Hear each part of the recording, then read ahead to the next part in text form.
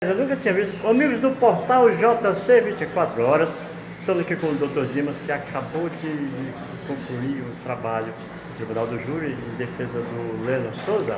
E ele vai fazer uma avaliação sobre todos os trabalhos realizados. Doutor, nós estamos ao vivo para o portal JC 24 horas.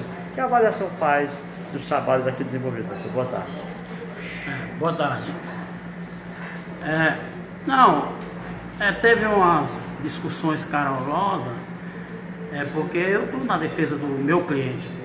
E eu vi que ele desde a audiência de instrução e julgamento, que eu estava viajando, não pôde ter vindo, e foi colocado outro advogado nativo, que eu não vi nem perguntas ser feita às testemunhas. É como que ele não tinha advogado naquele momento.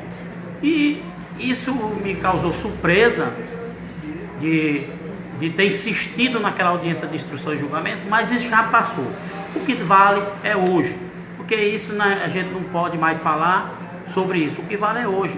Hoje teve o julgamento, as teses defensivas, foi legítima defesa, essa tese sustentada pelo acusado, e eu era obrigado a defendê-la, essa tese, porque a tese, no seu interrogatório, ela é obrigada a ser defendida e inquisitada.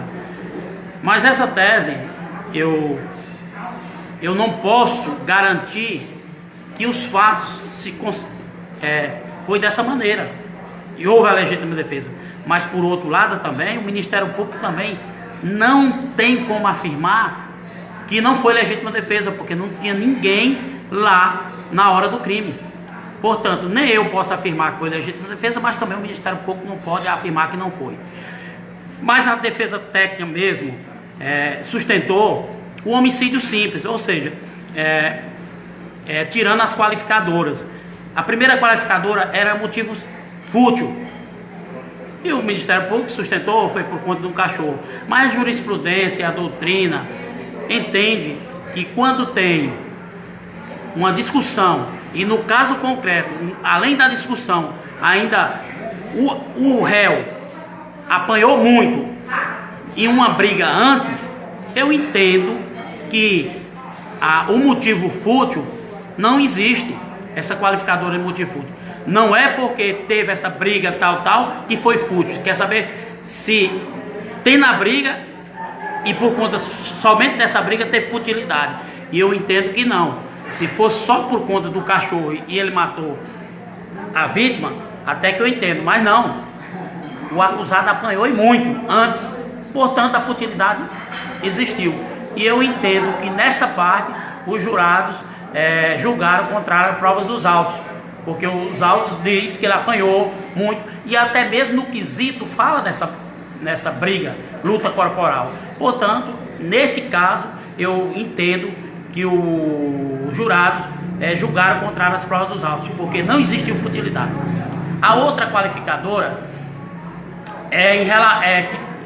que não deu direito de defesa à vítima. Ora, se tinha tido uma briga anteriormente, às 3 horas antes, teve uma briga, essa pessoa não foi pega de surpresa. Portanto, a qualificadora que não deu direito de defesa à vítima é quando é pega de surpresa. Não tem nenhuma desconfiança que isso pode acontecer. E não foi o caso. Eles tinham brigado, se encontraram novamente e, segundo o acusado, entraram em luta corporal. Não foi surpresa. Portanto, em relação ao homicídio simples, tudo bem. Deveria ser condenado no máximo pelo homicídio simples. Mas em relação às qualificadoras, apesar de que diz a soberania dos vereditos, eu entendo que em relação às qualificadoras, os jurados julgaram contrário às provas dos autos. Eu defendo também a soberania dos vereditos, mas no caso concreto, as qualificadoras, elas têm que ser decotadas e, portanto, se tivesse condenado o Leno somente por homicídio simples, nem recorreu, ia recorrer. Mas como eu entendo que foi contrário às provas dos autos em relação às qualificadoras, eu estou recorrendo ao Tribunal de Justiça para tentar modificar, anular o julgamento, porque como tem a soberania do júri, vou tentar anular o julgamento.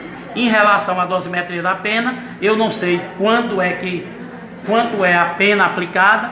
Também, se for uma pena exacerbada, também eu vou recorrer nesse sentido também. O senhor acha que o episódio da audiência anterior pode ter influenciado no julgamento hoje? O episódio que o senhor falou aí, o advogado dativo, poucas perguntas. Não, eu acho que não, porque o tribunal do júri são duas fases. Distintas, né? Duas fases distintas. O juiz pronunciou ele, e inclusive eu recorri e foi mantida a sentença de pronúncia. Portanto, eu não posso falar que teve prejuízo, porque foi mantida a sentença de pronúncia pelo tribunal do júri. Eu não posso dizer que eu achei foi estranho, mas isso no julgamento de hoje não teve nenhuma interferência. Agora, eu entendo que no julgamento de hoje, pela vida pregressa do Leno, eu entendo que influenciou. É tanto que a acusação falava muito em um homicídio que ele teria cometido, já tinha sido condenado contra o irmão e transitado julgado. Apesar de que nós estávamos julgando esse processo de hoje. Mas não resta dúvida que a sociedade, ela leva por esse lado. Ela não tem jeito.